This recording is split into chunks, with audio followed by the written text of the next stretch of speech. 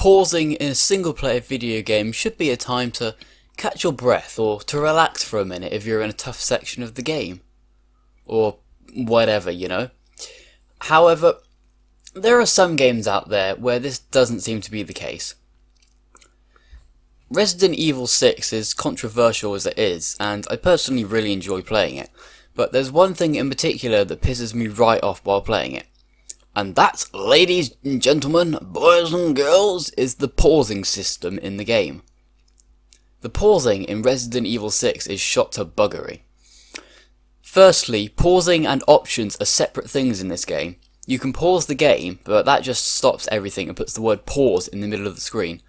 But if you want to bring up the options and settings menu mid-game, instead of having it in the pause menu like most competent games do, Resident Evil 6 decides to have it as a separate thing that doesn't stop the game going on around you.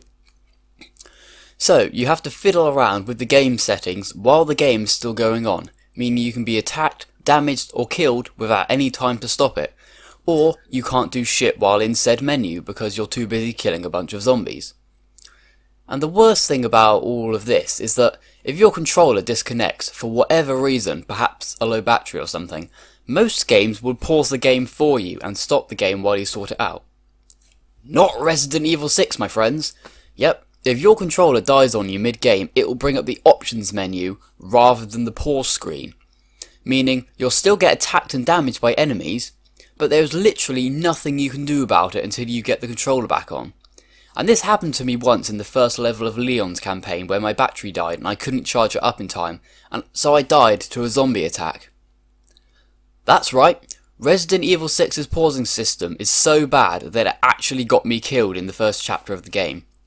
I get that because it's a very co-op focused game that the other person doesn't want to pause as well, but for fuck's sake, Capcom, as much as people hate on Dead Space 3, there's something I did like about that game, and that's that when playing co-op, if you pause the game, it also pauses it for your partner too.